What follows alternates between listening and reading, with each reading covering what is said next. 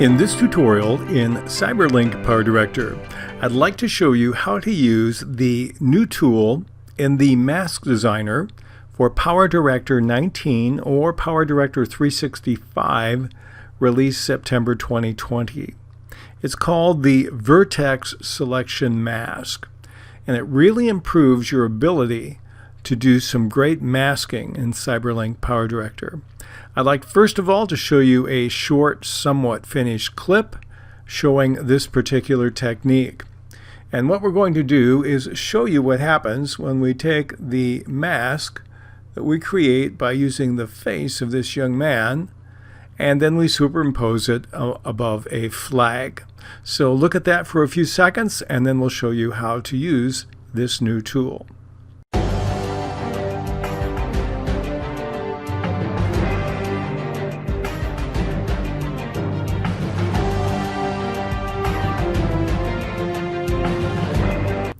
First thing we're going to do is take our background video and put that on track number 1. And then the next thing I want to do is I want to take my other video with the man's face. Now you notice I already have a title and a music clip on track number 3. We're not going to use that in this particular tutorial. But I will take this and drag this to track 2. And I'm only going to use part of it where I actually see his face and it's relatively stable in the scene. It doesn't move up or down. The camera's pretty locked on him. The best way to use this is when the item that you mask doesn't rotate, doesn't move closer or farther away from the camera. So that's what we're going to attempt in this particular tutorial. I'm going to start about 6 seconds and 23 frames into the project. So I need my Mask Designer. I'll click on the Tools. Then I'll click on Mask Designer. And we're going to mask the young man's face. We're going to be using a new tool, the 4th icon from the left, the first one on the right, called the Vertex Selection Mask.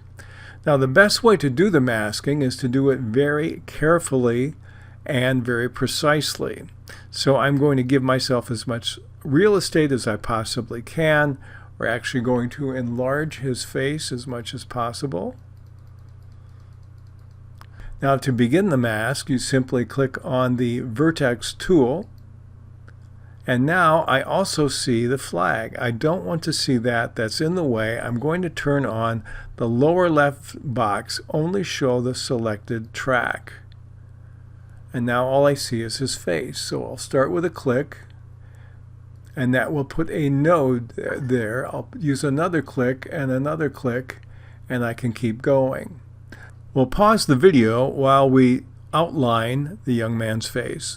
And when you approach the end of your outline, all you have to do is click on the first node and it will complete the cut. Now if you want to change any of these, you can simply click on any of the nodes and you can delete it by pressing the delete key on your keyboard. I'll do that on this one here, for example. Now when you click on it, you're going to see 2 little white nodes. These are used if you want to create a Bezier curve. Let me show you. We're going to drag this out, and here's my node, and these are the 2 options I have to create a curve in one of 2 directions.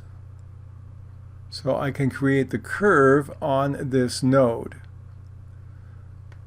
We'll do Control Z to undo that, since that's not necessary in this particular case. The other thing you can do is after you have the outline done, you can add other nodes onto that particular object. And therefore you can adjust it once it's finished. So I don't want a straight line at the bottom, and you do straight by holding Shift and do the left mouse to get it that way. And we can even curve this one here with a little bit of Bezier right there, and it makes it a little more round. So that's how you use the nodes in order to outline the element. Now you notice I have a red dot here. What's that about? Well, the red dot allows you to keyframe your mask You can only keyframe the position. So if I click up here, I now have my keyframe controls. You notice I don't have the normal ones I see. It just says mask 1. I can have up to 5 masks. But the only thing the keyframe control keyframes is the position of the mask. Now that's necessary because as steady as his head is, we're going to see that it does move. If I move over to a different frame, you notice it's not perfectly right anymore. So I'm going to go down and adjust it, and it will set a keyframe. Or I can move over farther along where his head is not exactly in the same position. And in this case, it looks like it relatively is. I can set a keyframe by clicking the diamond if I want as well. Let's move a little farther over, and we'll probably see some variation. There's another example. And you can simply move it, or you can use the arrow keys on the keyboard. Now, one thing I found out, if you use the arrow keys, it won't set a keyframe. You will have to click the diamond on the left side when you have it adjusted precisely where you want it. So this is how you actually begin to move the mask with the slight movement of any object that you've masked. We'll go to the last frame here, and again, we're way off. We're going to move the mask over, adjust it slightly. There's a little forward and backward movement, so we can't be totally precise. We'll just do it on a simple fashion here. Here we have some major change,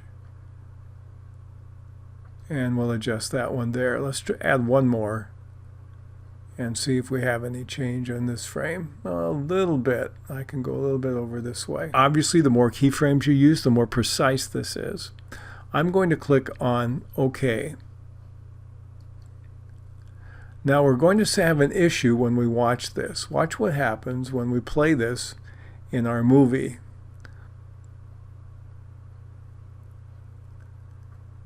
Okay, you see a little bit of movement. It's not too bad, but I really don't like what I see here on the edge where we still don't have the motion perfect. Let me show you how to fix that.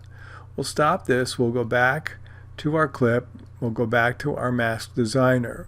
One way in which you can slightly improve that is you can feather the radius of the mask. So I'm going to take it and take a feather maybe up to maybe an 8, and then I'll click OK.